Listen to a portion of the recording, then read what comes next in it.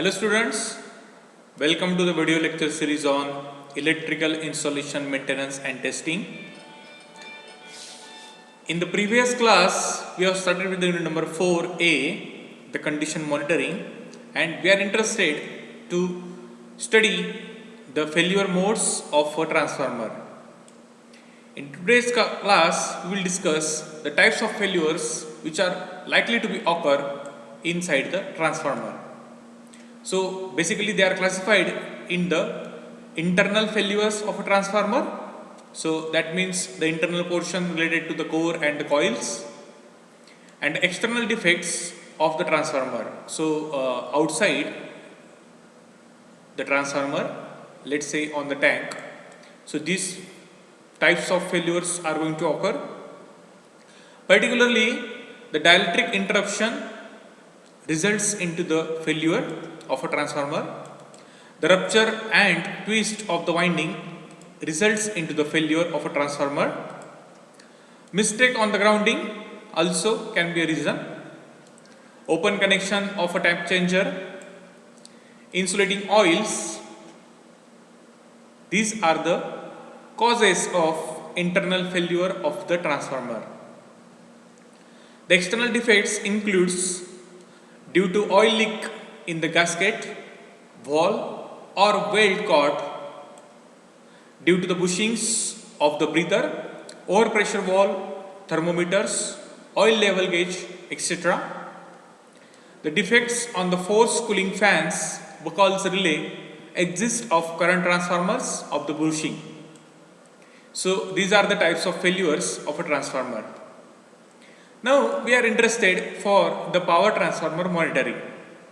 So ultimately this is a chart which shows the causes and the percentage of the reported failure. So we can understood that the major cause of failure of a transformer is the insulation failure. So this data describes, or this data is taken from the number of transformers, and based on this data we can predict that, or we can conclude that we have to take care of the insulation mostly, so that we can avoid the failure of a transformer. So the percentage is 26%, which is a huge percentage. The next cause is the manufacturing failure, and it results of the amount of 24%. The next can be unknown. So by any mean the transformer is getting failed. This is a percentage of 16%.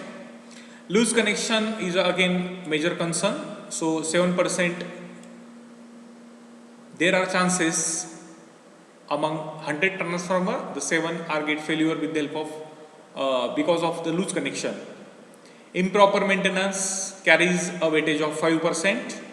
Overloading is again the reason. Nearly about 5% transformers are failed. Oil contamination, so this results into the 4% of failure of a transformer. Line surges, because of line surges there can be the 4% failure of a transformer is going to occur. Fire or explosions takes place, so that causes a 3% of failure of a transformer. Floods, because of floods 2%, moisture 1%. So this inspection is carried out by the Hartford steam boiler and insurance company database on data collected by the International Association of Engineering Insurers. So that organization has a name, IMIA, for the year of 1997 through 2001, involving 94 reported failures. So I hope you understood the types of failures and power transformer monitoring need by looking at these numbers. In the next class we will discuss the failure causes percentage with the help of pie diagram. Thank you. God bless you all.